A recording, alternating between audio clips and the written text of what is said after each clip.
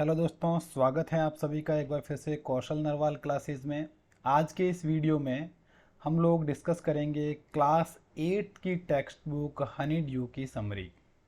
इसमें हम लोग इसके जो स्टार्टिंग 5 चैप्टर्स और 5 पोम्स के बारे में डिस्कस करेंगे। मैं एक बार फिर से आपको याद दिला दूं कि ये सिर्फ रिवीजन पर्पज़ के लिए हैं। आप पूरा इस पे डिपेंडेंट मत रहिएगा। आप अपने लेवल पे एक बार एनसीईआरटी टेक्स्ट बुक की रीडिंग ज़रूर कर लीजिएगा। रीडिंग करने के बाद या रीडिंग करने से पहले ये वीडियो देखिएगा, आपके लिए बहुत हेल्पफुल होंगे। चलो बिना टाइम वेस्ट किए हम सीधा स्टार्ट करते हैं आज की क्लास को। इस टेक्स्ट बुक का नाम है हनी ड्यू। हनी ड्यू का वैसे मीनिंग देखा जाए तो ये जो तरबूज है, इसके अंदर की जो गिरी है, खरबूजे के अंदर की जो गिरी है, इसको बोला जाता है। और एक अलग से अगर मीनिंग देखा जाए तो इसका मीनिंग अमृत भी होता है। तो आज की इस क्लास का फर्स्ट चैप्टर है the best Christmas present in the world, और इसके जो राइटर है वो है माइकल मोरपुरगो। अगर आपने इस चैप्टर को नहीं पढ़ा है तो ज़रूर पढ़िएगा। बहुत अच्छा, बहुत ही इमोशनल और बहुत ही डीप मैसेज देने वाला चैप्टर है। चलिए देखते हैं इसके मेन कैरेक्टर्स कौन कौन है। एक तो है कॉनी मैकफरसन और एक है जिम मैकफरसन। जिम मैकफरसन इस कॉनी मैकफरसन के हस्बैंड है। एक हमारा ऑथर खुद, मतलब ये माइकल मॉरपर्गो, और एक है हैंस वुल्फ जो कि जर्मन ऑफिसर है। इसकी थीम देख लीजिए। इसमें एक वॉर स्टोरी है, क्रिसमस फेस्टिवल के बारे में दिखाया गया है, और यूनिवर्सल बोन होमी मीन्स जो हम बोलते हैं ना, वसुधैव कुटुंबकम। तो इसमें इसकी जो स्टोरी है वो हम आपको मैं बता देता हूँ। ये जो ऑथर है माइकल मॉरपुरगो, ये एक कबाड़ से एक रोल टॉप टेबल खरीद के लेके आते हैं। फिर जब उसको ठीक करने, मतलब उसको अपने घर में रखने लायक बना रहे होते हैं, तभी उसके ड्रॉवर में एक स्मॉल बॉक्स रखा होता है, और उस स्मॉल बॉक्स में एक लेटर होता है। उस लेटर पे लिखा हुआ होता है written by Jim McPherson to his wife Connie McPherson. ये उसके ऊपर लिखा हुआ होता है। और ये जो जिम मैकफरसन है, ये इंग्लिश आर्मी का कैप्टन होता है। कब? 1914 में जब वर्ल्ड वॉर फर्स्ट हुआ था, उसके बैटलफील्ड में ये इंग्लिश आर्मी का कैप्टन होता है। तो जिस दिन ये लेटर लिखा गया था उस दिन क्या होता है, जर्मन और ये एक्चुअली जर्मन और इंग्लिश सोल्जर्स एक दूसरे के खिलाफ लड़ रहे होते हैं। लेकिन उस दिन क्या होता है, क्रिसमस होता है। तो ये लोग, ये सोल्जर्स डिसाइड करते हैं कि चलो अपनी दुश्मनी भूलते हैं और आज साथ में क्रिसमस एंजॉय करते हैं, क्रिसमस फेस्टिवल सेलिब्रेट करते हैं।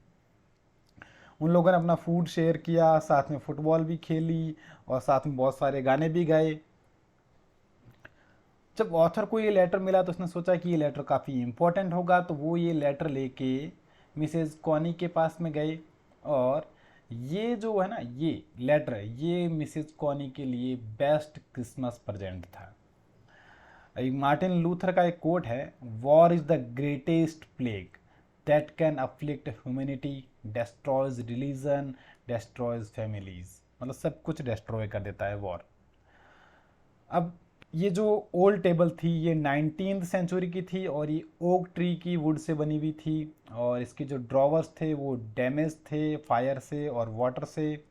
और ड्रॉवर के अंदर जो स्मॉल बॉक्स था उसके अंदर एक लेटर था। उस लेटर पे लिखा हुआ था gyms last letter received January 25, 1915।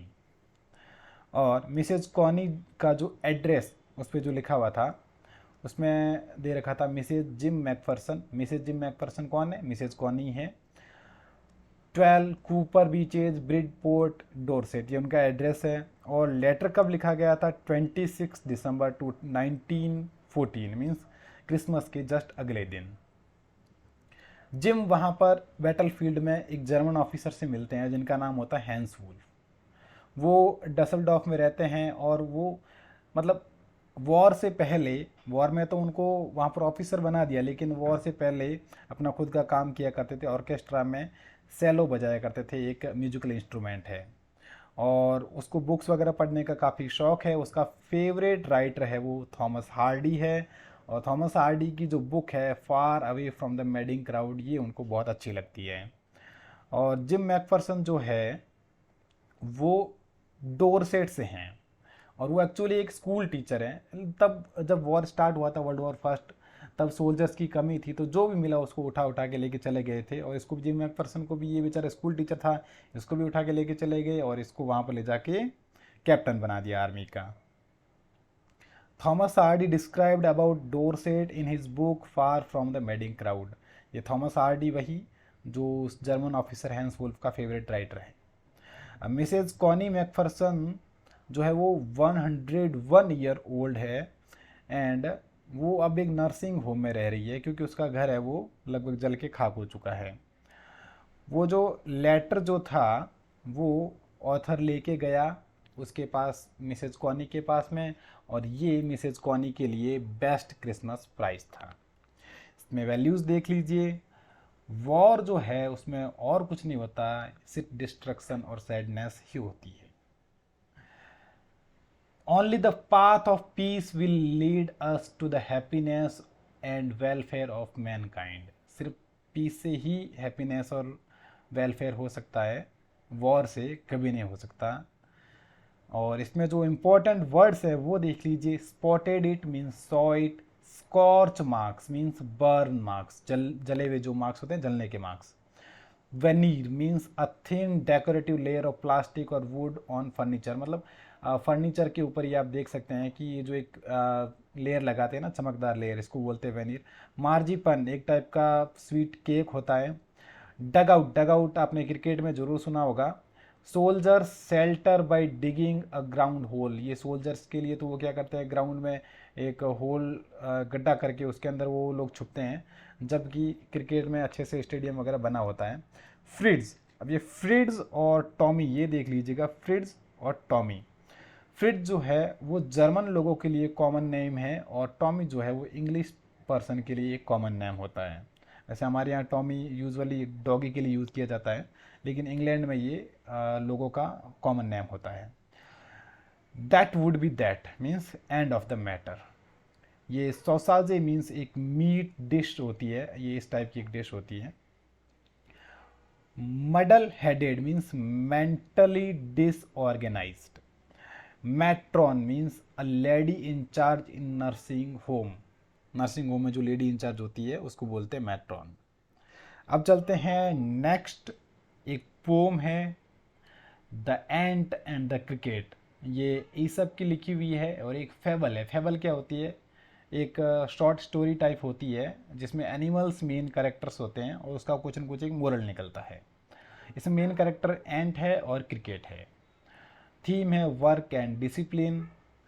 The ant and the cricket ये एक फेबल है और ये लिखी गई है ईसप द्वारा, और ये ईसप कौन है, ग्रीक फेबुलिस्ट मतलब ग्रीक राइटर है। फेबल जो होती है एक स्टोरी होती है जिसमें एनिमल्स कैरेक्टर्स होते हैं और जो कोई न कोई एक मोरल देता हो। और ये जो स्टोरी है ये एक डेस्परेट और सिली क्रिकेट और एक एंट के बारे में है जो काफ़ी कंजूस टाइप की है। और क्रिकेट जो है ना वो क्या करता है, वो भाई साहब समर में और स्प्रिंग सीजन में, पूरे समर और स्प्रिंग सीजन में बिल्कुल मेहनत नहीं करता, मज़े से गाता फिरता और एंजॉय करता। और उसने विंटर के लिए फूड स्टोर नहीं किया। अब क्या हुआ, जब विंटर आई तब तो उसको खाना खाने के लिए उसको खाने की ज़रूरत पड़ी।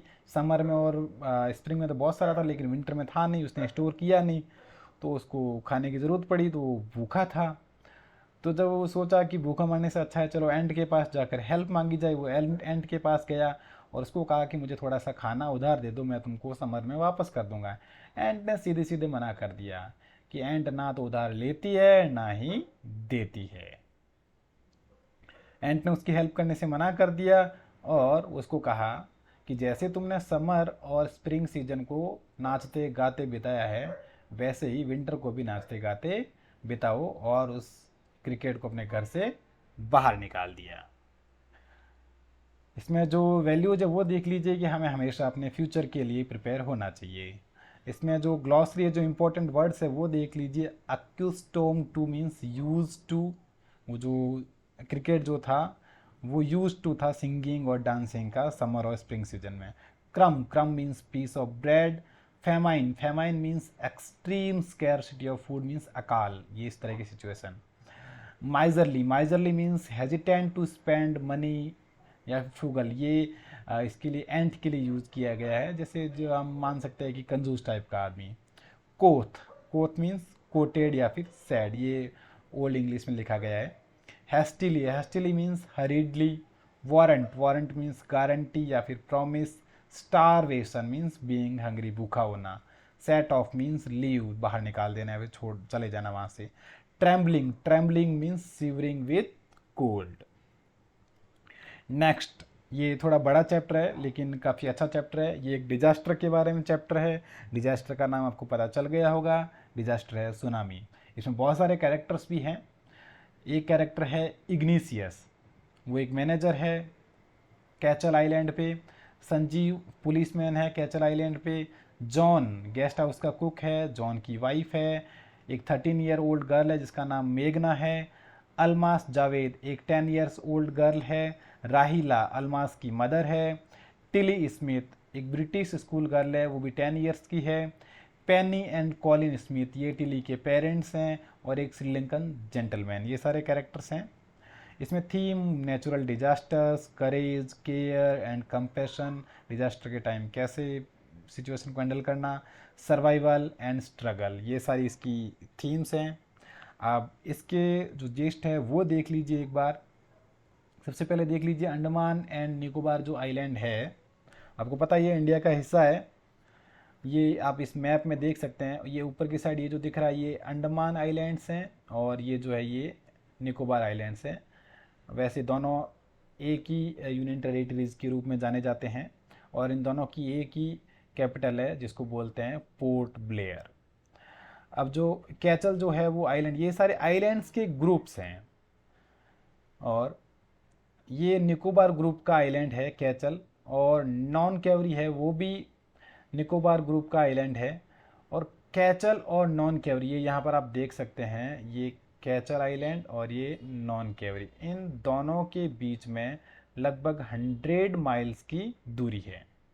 और अंडमान एंड निकोबार आइलैंड जो है वो इंडिया के साउथ ईस्ट में है।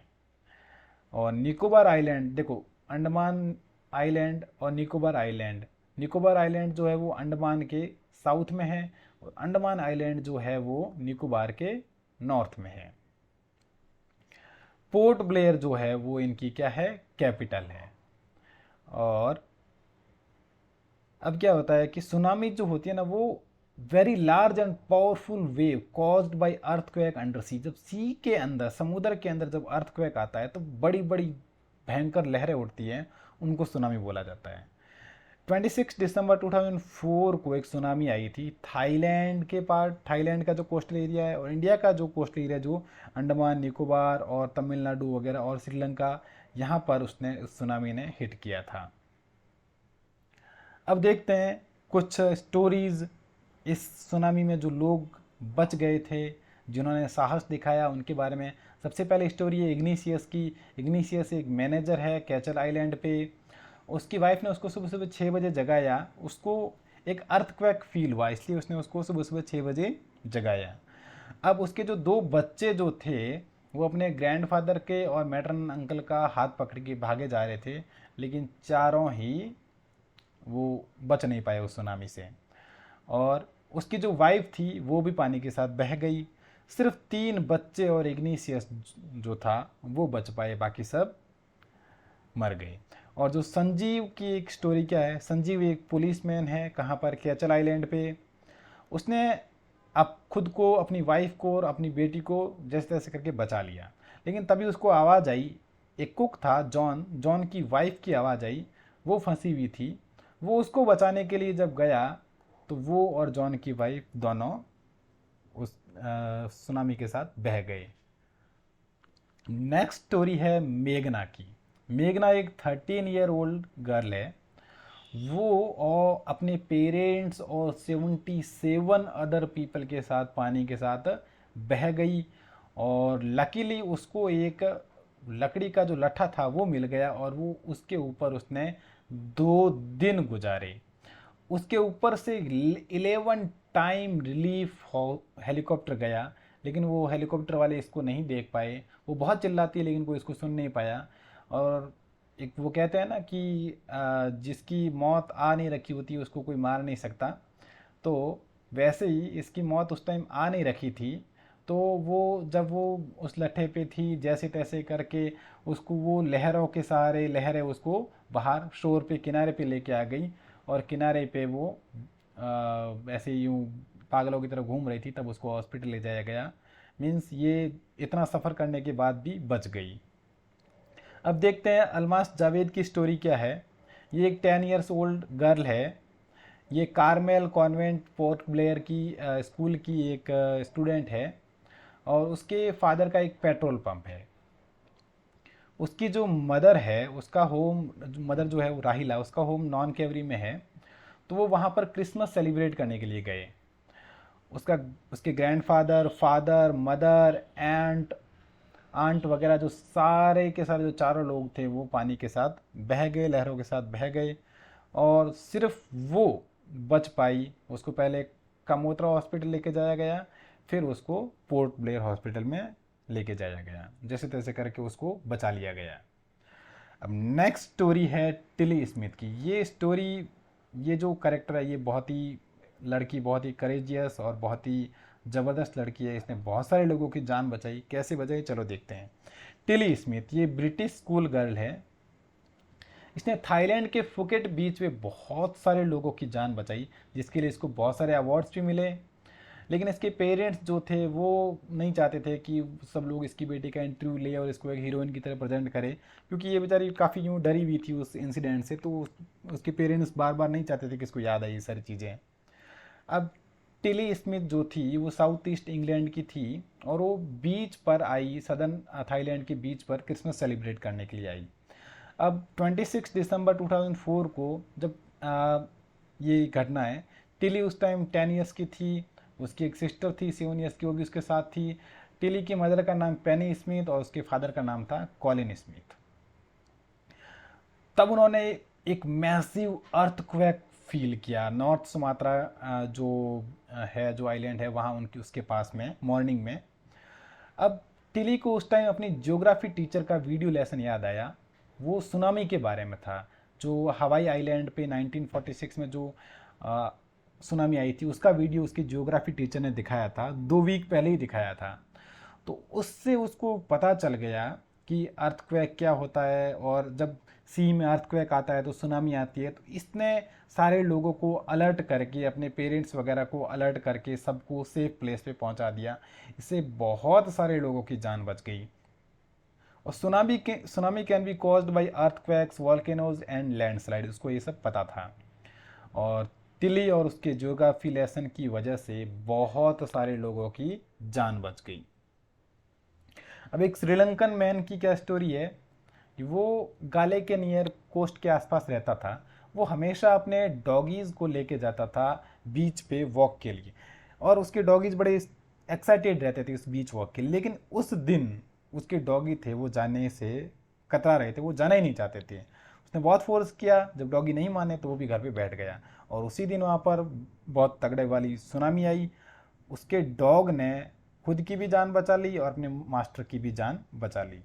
अब श्रीलंका के लोगों को क्या मानना है, जिन लोगों ने देखा उनको उन्होंने माना कि एनिमल्स जो है वो सुनामी को सेंस कर सकते। उनको पहले ही पता चल गया था कि सुनामी आने वाली है।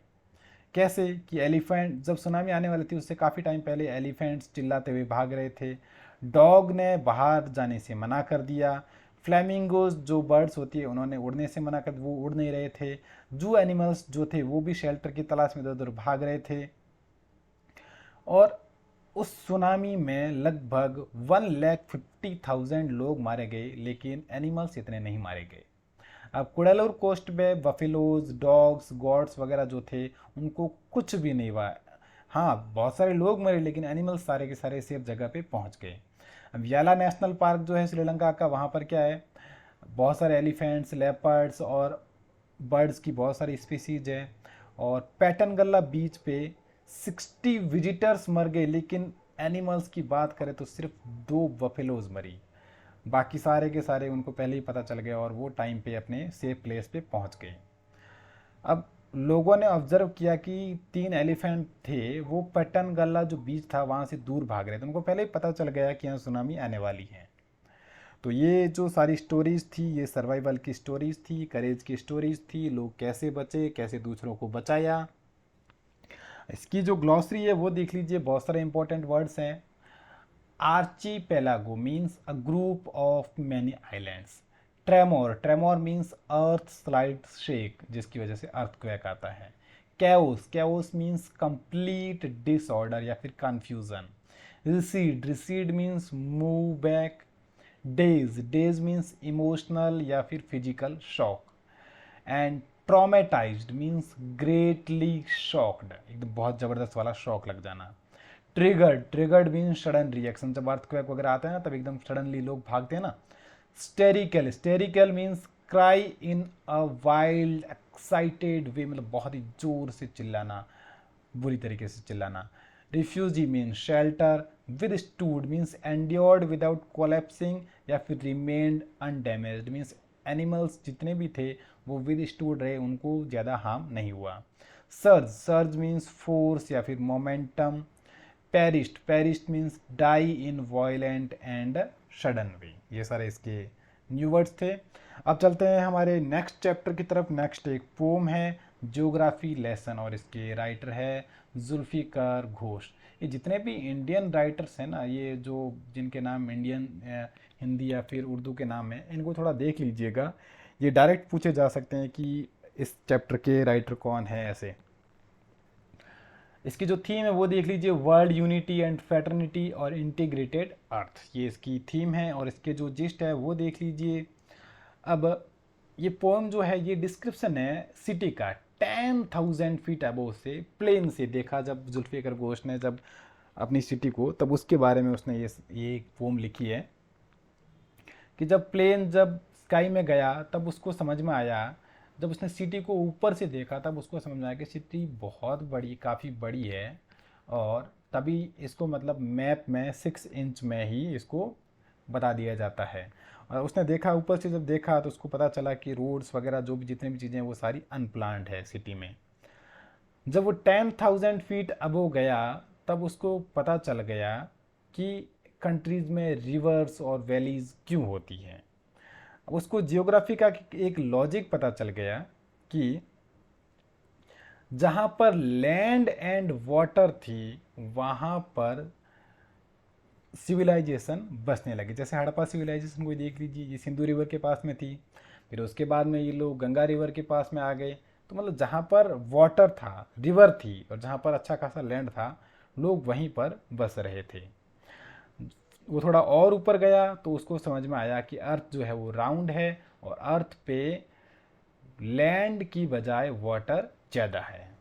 और फाइनली पॉइंट सोचता है कि यार ये लोग जो है, इन लोगों ने अर्थ पे इतनी बाउंड्रीज क्यों बना रखी है, कास्ट की बाउंड्रीज बना रखी है, क्रीड, रिलीजन, रेस, इन सब की बाउंड्रीज बना रखी है।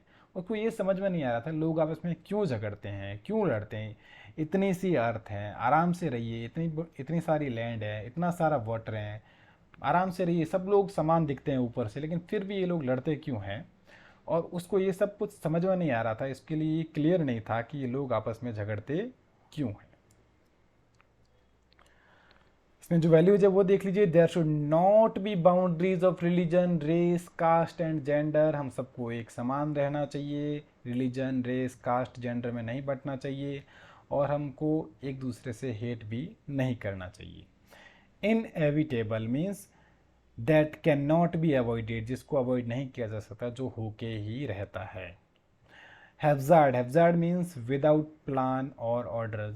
वो जुल्फिकार घोष बोलते हैं कि सिटी की जो रोड्स वगैरह हैं वो हैब्जार्ड है, बिना किसी प्लान या ऑर्डर के बनाई गई। डेलिनिएटेड मीन्स शोन, जब वो ऊपर से ये सारी चीज़ें देखता है। नेक्स्ट चैप्टर है ग्लिम्स ऑफ द पास्ट। ये कॉमिक चैप्टर है, मीन्स स्टोरीज के थ्रू बताया गया है। इसके राइटर एस.डी. सावंत, उनका जो क्रिएशन है और फ्रीडम मूवमेंट, ये इससे लिया गया है। इसकी थीम हिस्ट्री एंड पैट्रियोटिज्म है। इसकी थीम इस चैप्टर में बहुत सारे सब टॉपिक्स हैं। पहला सब टॉपिक है मार्टियर्स। मार्टियर्स मीन जो शहीद होते हैं ना, वो शहीद।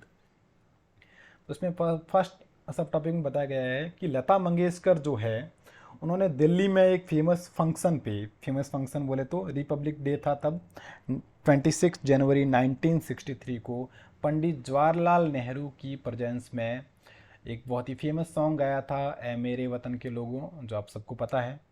नेक्स्ट सब टॉपिक है द कंपनी कंक्वेस्ट, 1757 से 1849 तक।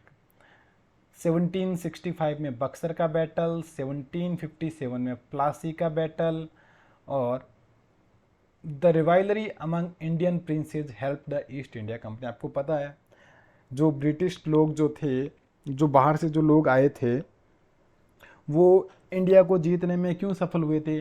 क्योंकि इंडिया के जो राजा महाराजे जो थे वो आपस में ही लड़ झगड़ रहे थे, उनको मेहनत करनी नहीं पड़ी। उन्होंने बस एक ही काम किया, इनको आपस में लड़ाओ और मज़े करो।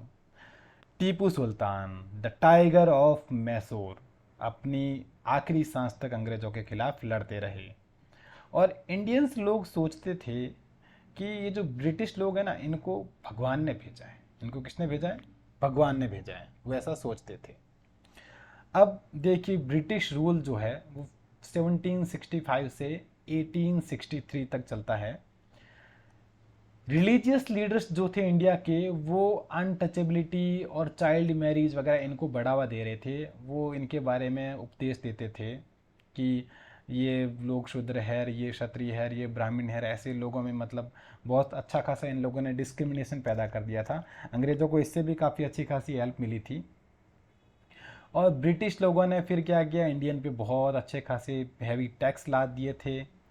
और इसी बीच 1822 से 1836 के बीच में बहुत ही ज़बरदस्त वाला फेमाइन बोले तो अकाल आया। उस टाइम 15 लाख इंडियंस भूख से मर गए थे, 15 लाख उस टाइम।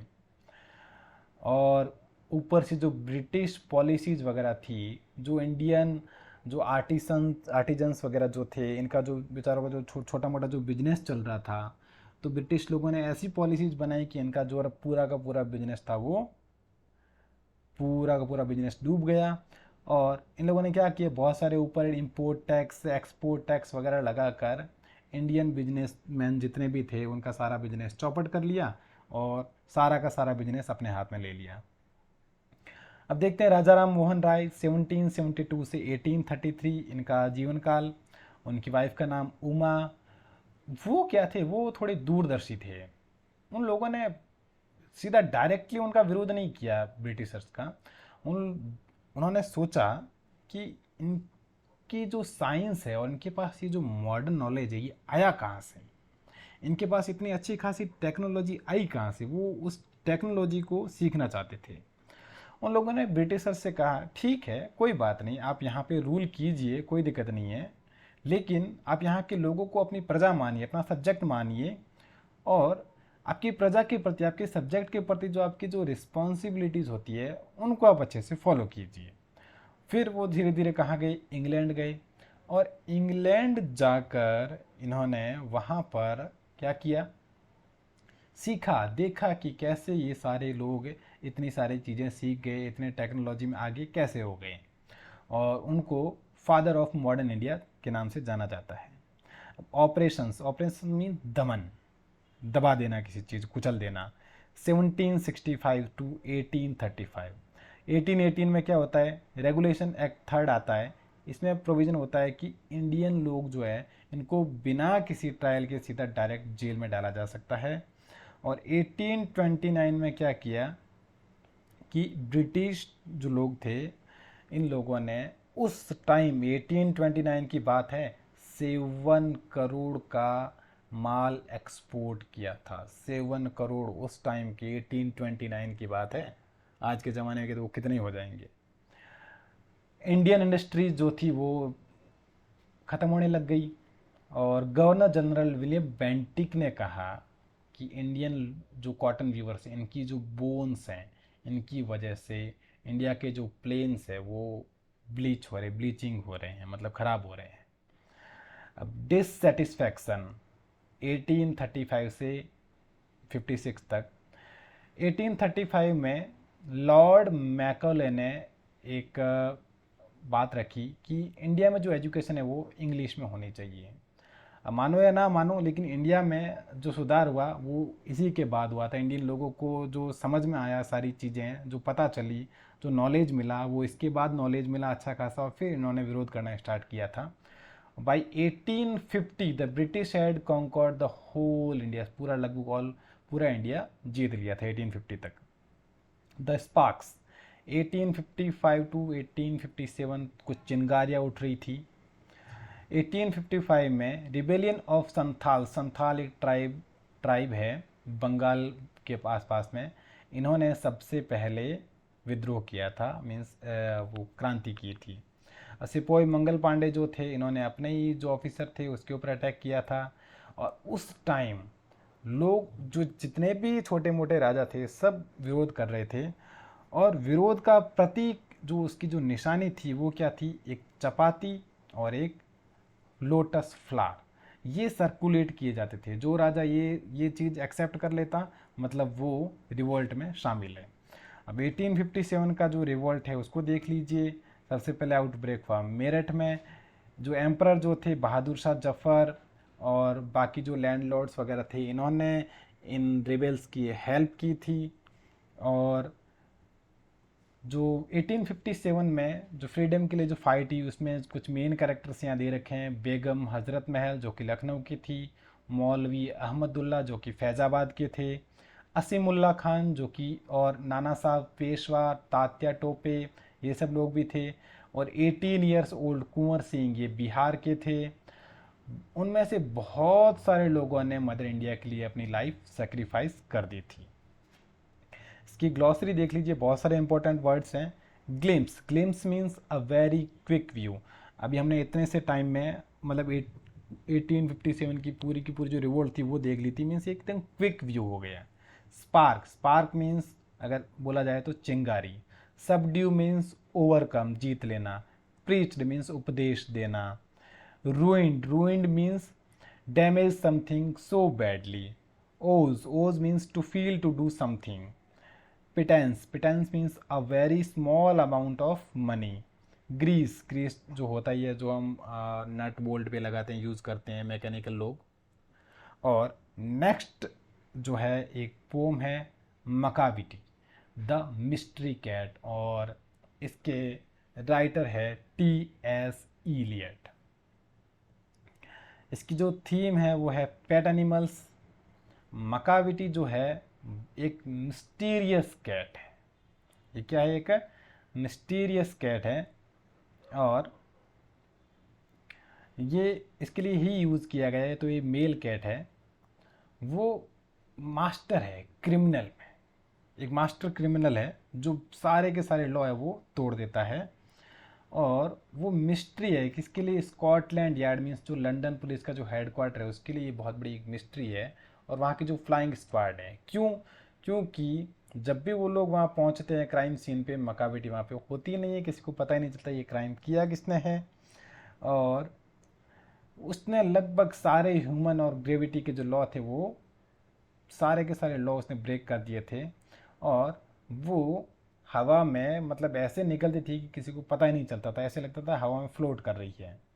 अब मकाविटी की क्या क्या स्पेशलिटी है, वो एक जिंजर कैट है, means very tall and thin है। उसकी आईज जो है अंदर गई हुई है।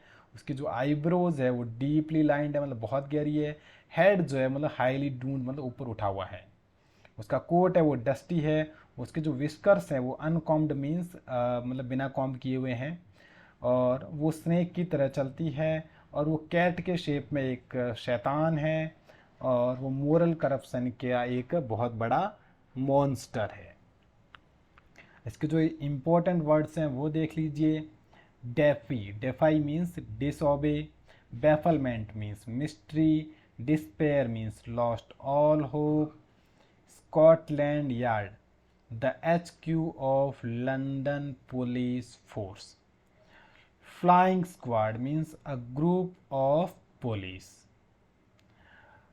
Levitation means floating in air without support, ये मकाविटी कर सकता है।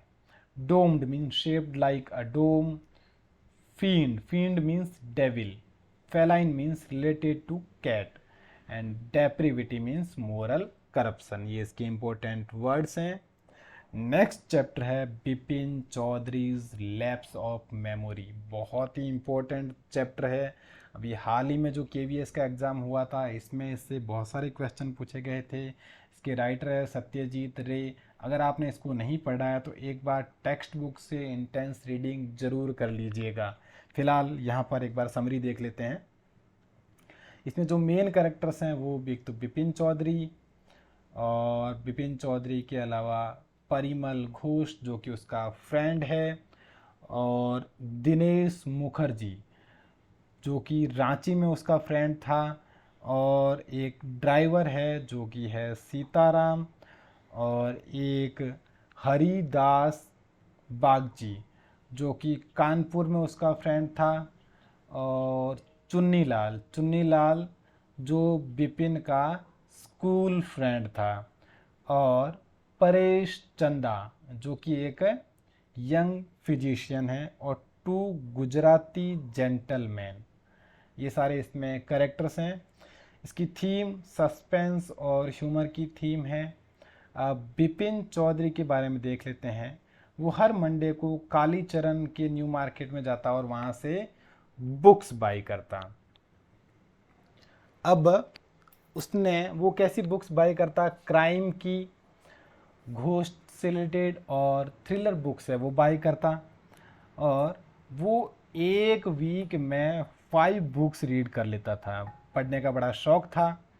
वो अकेला रहता था, लोगों के साथ इतना मिक्सअप उसको अच्छा नहीं लगता था, और उसके बहुत कम फ्रेंड्स थे, और उसको फालतू गप्पे मारना तो बिल्कुल भी अच्छा नहीं लगता था, और बिल्कुल अकेला था. वाइफ थी वो उसकी काफ़ी टाइम पहले डेथ हो चुकी थी. उसका ब्रदर था वो भी चला गया. उसके बच्चे तो बिल्कुल थे ही नहीं.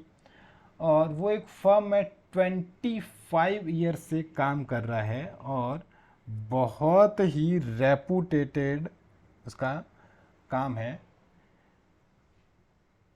बिना थके बहुत टाइम तक बहुत अच्छे से काम कर लेता, तो उसकी रेपुटेशन काफ़ी अच्छी है. और उसके राइट नी पे 1 इंच लॉन्ग कट मार्क है. वो हर चीज़ याद रखता है, वो कभी कुछ भी नहीं भूलता है. उसकी मेमोरी बहुत ही अच्छी है. जब वो बुक्स बाई कर रहा होता है तब एक आदमी उसका पीछा कर रहा होता है जिसका नाम होता है परिमल घोष. अब वो परिमल घोष बोलता है कि भाई, पूछता है तुम कौन हो? बोलता है मैं परिमल घोष. तो बोलता है हम तो पहले कभी मिले ही नहीं. वो बोलता है नहीं, हम मिले थे रांची में. अब ये लोग मिल के इसके साथ एक ट्रिक कर रहे हैं. ट्रिक क्या कर रहे हैं वो देखते हैं. वो ट्रिक कर रहे हैं, इसको विश्वास दिला रहे हैं कि 1958 में हम लोग रांची गए थे और रांची घूमने गए थे, जबकि रांची वैसे गए नहीं थे.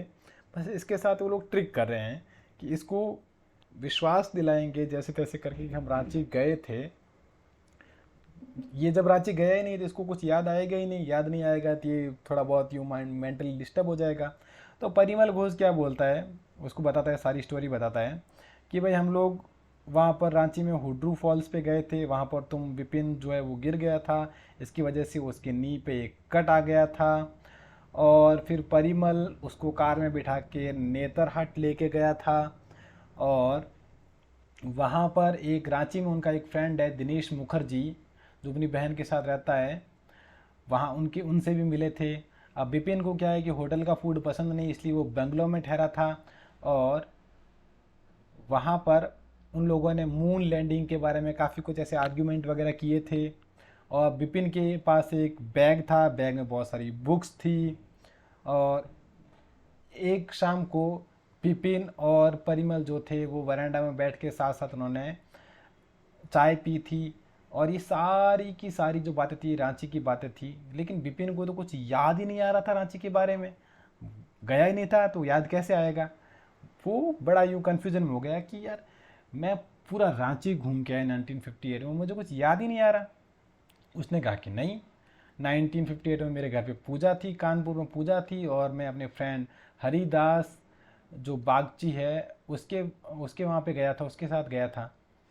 तो अब हरिदास तो जापान चला गया, विपिन जो है वो Bertram street lighthouse cinema Kolkata में रहता है, दिनेश मुखर्जी बेनिंदन स्ट्रीट में रहते हैं। दिनेश मुखर्जी का ये फ़ोन नंबर है 235616। ये जब परिमल घोष इसको सारी बात बताते हैं तो वो दिनेश मुखर्जी को फ़ोन करके ये कंफर्म करना चाहते, पूछते हैं कि क्या मैं कभी रांची गया था, तो वो बोलता है बिल्कुल ऑफकोर्स गया था।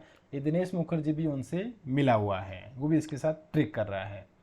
अब दिनेश कृष्णानगर चला गया फरवरी 1958 में, ये उस तब की बात है। उसने भी बताया कि रांची ट्रिप तुमने की थी। अब 2:30 PM को विपिन जब घर आया तो उसने हमेशा वो डेली घर आके सैंडविच खाता था, लेकिन आज उसने सैंडविच नहीं खाई क्योंकि उसकी भूख जो है वो गायब हो चुकी थी। वो सोच रहा था कि वो कैसे एक इतना बड़ा इंसिडेंट भूल सकता है।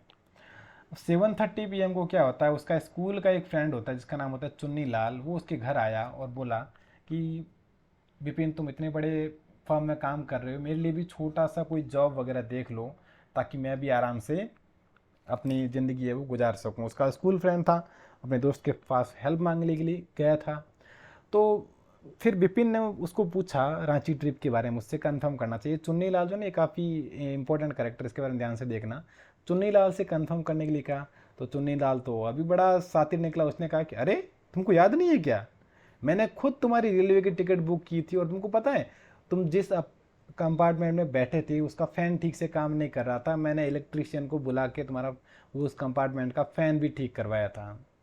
विपिन बड़ा यूं शौक में चला गया कि यार ऐसे कैसे हो सकता है, मैं इतनी बड़ी ट्रिप को भूल कैसे सकता हूँ। अब चुन्नीलाल जो था पहले ट्रेवल एजेंसी में काम करता था, अब विपिन को लगने लगा कि वो चीज़ें भूलने लगा है, उसको बुढ़ापा असर करने लगा है उसके ऊपर। तो उसने डिसाइड किया कि एक फिजिशियन जिसका नाम परेश चंदा था उससे उन्होंने कंसल्ट किया, उन्होंने उसको एक नर्व टॉनिक और एक ट्रैंक्विलाइज़र मीन्स जिससे स्ट्रेस या फिर एंजाइटी कम हो जाए ऐसी एक मेडिसिन दी। फिर परेश चंदा ने उसको सजेशन दिया कि आप एक बार रांची घूम के आइए, जब वहाँ जाओगे तब आपको सारा सब कुछ याद आ जाएगा। तो फाइनली उन्होंने ऐसा ही किया और उसके सजेशन के अकॉर्डिंग वो रांची गए, लेकिन उसको वहाँ पर कुछ भी याद नहीं आया। हुड्रू फॉल्स भी पे भी गया लेकिन उसको कुछ याद नहीं आया, तो वहाँ पर वो बेहोश होके गिर गया। वहाँ पर 2 गुजराती जेंटलमैन थे, उन्होंने उसको हुड्रू फॉल्स से उठाया और उसको सही सेफ प्लेस पे पहुँचाया। जब वो बेड पे रेस्ट कर रहा होता है तब एक उसके पास एक एनवेलप आता है, ग्रीन एनवेलप, उसके ऊपर लिखा हुआ होता है अर्जेंट एंड कॉन्फिडेंशियल। ये चुन्नी लाल ने भेजा था और चुन्नी लाल ने उसमें सारी बात बता दी कि एक्चुअली मैंने तुम्हारे साथ ट्रिक किया था, तुमने मैं जब तुम्हारे पास जॉब ढूंढने के लिए जॉब मांगने के लिए आया था तब तुमने मेरी हेल्प नहीं की थी, तो मुझे बड़ा बहुत बुरा लगा था, इसलिए मैंने तुम्हारे साथ एक ट्रिक की थी। तो फिर जब वो परेश चंदा जब वापस उससे मिलने आए तो वो विपिन चौधरी बोले कि मुझे सब कुछ याद आ गया, मैं रांची गया और मुझे वो सब कुछ याद आ गया। परेश चंदा बहुत ही यूँ एकदम शॉक्ड हो गया, अरे वाह ये तो चमत्कार हो गया, मैं इस पे एक मेडिकल जर्नल लिखूंगा कि कैसे एक आदमी की मेमोरी है वो वापस आ गई। जबकि एक्चुअली वो कभी उससे पहले 1958 में कभी वो रांची गया ही नहीं था, बल्कि उसके साथ चुन्नी लाल ने अपने फ्रेंड्स के साथ मिलके एक ट्रिक की थी। फॉरगेटफुलनेस जो होती है वो हमको कई बार एक टाइट सिचुएशन में मीन्स प्रॉब्लम में डाल सकती है। इसकी जो ग्लॉसरी है वो देख लीजिए। Idle chat means unnecessary talk, फालतू की गप्पे मारना। Meek means quiet and humble, quiet या फिर humble. Utter disbelief means complete surprise. Head reeled means shocked and confused, ये कंफ्यूज से रिलेटेड इसमें काफ़ी सारे वर्ड्स देखने को मिलेंगे। Intimate means very personal and private. और ब्रेसिंग, ब्रेसिंग मीन्स स्टिमुलेटिंग या फिर excited. Going nuts means going mad. Getting into people's hair means interfering people. सैल्यूथिंग means investigating. अब ये देख लीजिए। Conscientious means careful and correct. head in a whirl means confused. Gather his wits together. Make effort to be calm and think clearly. A bad penny unwelcomed appearance Chunnilal की। Didn't beat about the bush, came straight to the point. ये एक phrase है, काफ़ी important phrase है, इसको थोड़ा ध्यान से देखिएगा। Don't beat about the bush means come straight to the point, सीधा पॉइंट की बात करो, इधर उधर फालतू बातें मत करो। ट्रंक्वेलाइजर मीन्स जो स्ट्रेस या फिर एंग्जाइटी को रिड्यूस करने के लिए जो मेडिसिन दी जाती है वो। Procured means got with a difficulty. Came round means regained consciousness. In retribution means as a punishment for.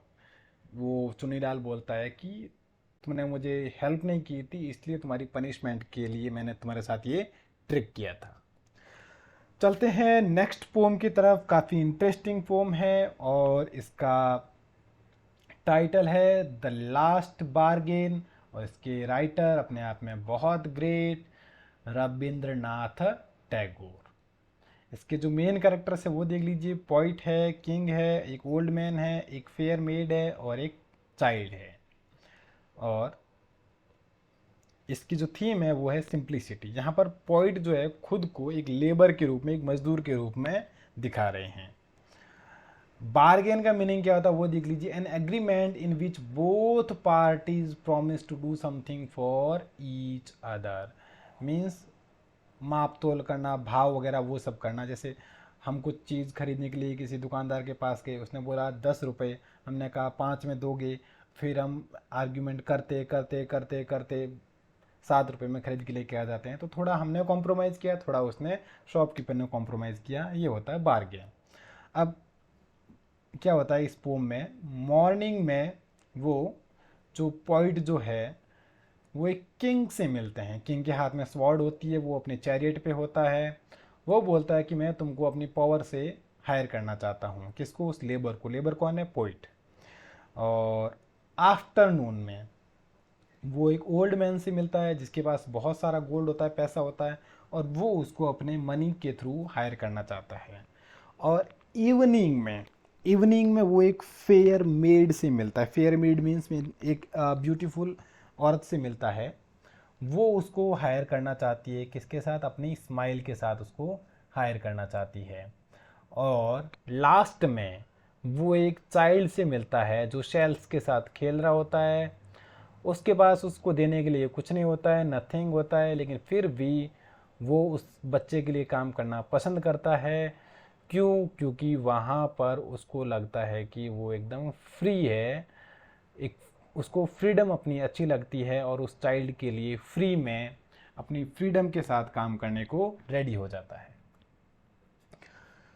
For real and everlasting happiness we do not need power, money और beauty.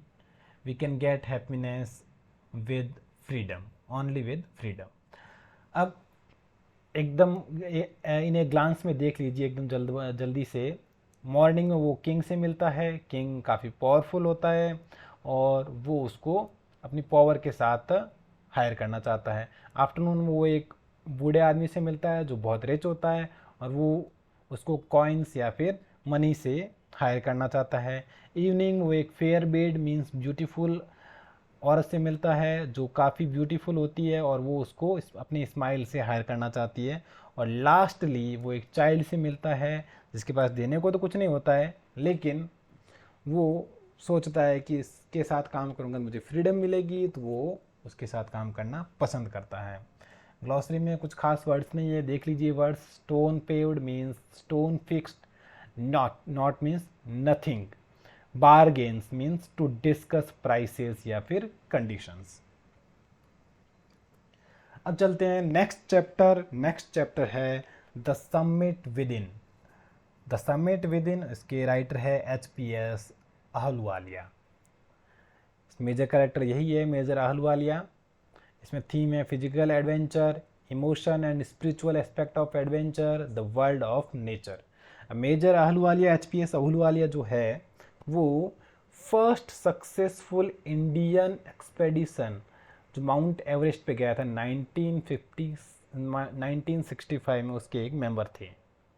वो बोलते हैं कि जब वो माउंट एवरेस्ट के top पे पहुंच गए थे, तब उनके दिमाग में बस एक ही चीज़ आ रही थी, ह्यूमिलिटी मीन्स विनम्रता। वो बोल रहे थे ऊपर पहुंच के वो जुबिलेंट मीन्स बहुत ज़्यादा ओवरजॉयड नहीं थे, उनको थोड़ा थोड़ा मतलब वो सैडनेस भी फील हो रही थी। सैडनेस किस लिए कि सबसे बड़ी चोटी थी, इसको तो मैंने क्लाइंब कर लिया, अब क्या करूँगा। By climbing Mount Everest you are overwhelmed by a deep sense of joy and thankfulness. Joy तो होगा ही और भगवान को शुक्रिया भी करोगे कि इतना ऊपर पहुंच गए हैं। जो माउंटेन पे पहुंच जाते हैं ना जो लोग, वो वापस नीचे आकर सेम नहीं होते, वो चेंज हो जाते हैं। उनके दिमाग में ये चीज़ आ जाती है कि वो इतनी बड़ी समिट को क्लाइंब करके आए हैं। अब जो माइंड की जो समिट होती है ना, ये तो माउंट एवरेस्ट तो कोई फिजिकल समिट होगी, जो माइंड के अंदर जो समिट होती है वो no less formidable, no easier to climb. जो इतनी ईजी नहीं होती है चढ़ने को, उसको क्लाइंब करना बहुत ही ज़्यादा मुश्किल होता है, क्योंकि हर कोई अपने माइंड पे कंट्रोल नहीं पा सकता है। माउंट एवरेस्ट क्लाइंब करना फिर भी इजी है, माइंड को विजय करना बहुत ज़्यादा मुश्किल होता है, ऐसा एचपीएस अहलूवालिया का मानना है।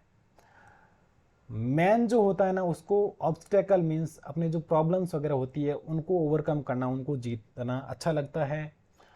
और माउंटेन्स को क्लाइंब करने में जो ऑब्स्टेकल्स होते हैं वो फिजिकल होते हैं। अब किसी समिट पे पहुंचना means endurance, persistence and will power, ये सब चीज़ें बहुत ज़्यादा ज़रूरी होती है। अब जो ऑथर जो है हमारे एचपीएस अहलूवालिया, ये माउंटेन्स की तरफ बचपन से ही अट्रैक्टेड थे। वो बोलते हैं कि माउंटेन जो है वो नेचर का बेस्ट पार्ट है, उनकी ब्यूटी उनको बहुत अट्रैक्ट करती है और हमको चैलेंज करती है कि आओ और हमें क्लाइंब करके दिखाओ। और एचपीएस अहलूवालिया बिलीव करते हैं कि माउंटेन्स जो है वो गॉड के साथ क्लोज रिलेशनशिप बनाने का एक मीन है। कि हम मतलब बोलते हैं ना कि गॉड ऊपर रहते हैं, आसमान में रहते हैं, तो हम जैसे माउंट एवरेस्ट पे चढ़ गए तो हम गॉड के थोड़ा पास में पहुंच गए, ऐसा उनका मानना है। माउंट एवरेस्ट जो है वो हाईएस्ट, माइटीएस्ट और पीक है। बहुत सारे लोगों ने ट्राई किया इस पे पहुंचने का, लेकिन कुछ ही लोग इस पे सफल हो पाए। ये एक स्ट्रगल है, ब्रूटल स्ट्रगल है रॉक एंड आइस के साथ। जब ये समिट मतलब क्लाइंब कर ली जाती है तो युद्ध जो होता है, जो लड़ाई जो होती है वो जीत ली जाती है। तो वहाँ पर एक विक्ट्री की और एक हैप्पीनेस की फीलिंग आती है। माउंट एवरेस्ट पे पहुँचना अपने आप में बहुत बड़ी बात होती है। जब उससे जब पूछा गया कि why do you climb mount Everest, आप माउंट एवरेस्ट पे क्यों चढ़े, तो बोलता है कि इसका कोई फाइनल आंसर नहीं है, इसके बारे में मैं कुछ भी नहीं बता सकता। The man who climbed become conscious in special manner to his own smallness in this large universe। इतने बड़े वर्ल्ड में, इतने बड़े ब्रह्मांड में, इतने बड़े यूनिवर्स में वो अपना एक अलग ही ओहदा रखता है जिसने माउंट एवरेस्ट को क्लाइंब किया है। It is the eternal love for adventure in man. Man के अंदर कुछ लोगों में एडवेंचर की जो भूख होती है, जो हलक होती है, उसी की वजह से ये सब कर पाते हैं। The experience is not only physical, it is emotional, it is spiritual. Mount Everest पे जाना ओनली ऐसा नहीं है कि भाई पहुँच के बस मतलब बॉडी को राहत मिल गई, सिर्फ फिजिकल एक्सपीरियंस नहीं है, इमोशनल भी है और स्पिरिचुअल एक्सपीरियंस भी है। भाई दुनिया की सबसे बड़ी पीक को क्लाइंब करना अपने आप में बहुत ही बड़ा वो एक्सपीरियंस होता है। The surrounding peaks looked like a jeweled necklace around the neck of your summit। उनको लगता है कि जो माउंट एवरेस्ट के आसपास छोटे मोटे जो पहाड़ है वो एकदम नेकलेस की तरह लगते हैं। जब गए थे तो ये जो 4 लोग जो गए थे ना, तो इन लोगों ने अपने अपने जो गॉड थी उनकी फ़ोटो वहाँ पे माउंट एवरेस्ट पे ये लोग छोड़ के आए। एचपीएस अहलूवालिया जो कि सिख रिलीजन से थे, तो इन्होंने गुरु नानक की पिक्चर वहाँ पे रखी।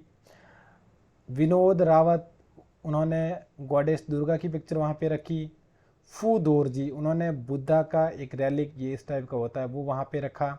और एडमंड हिलेरी ने जीसस का जो क्रॉस होता है वो वहाँ पे माउंट एवरेस्ट पे वो रख के आए, अपने अपने रिलीजन को वहाँ पर रिप्रेजेंट करके आए।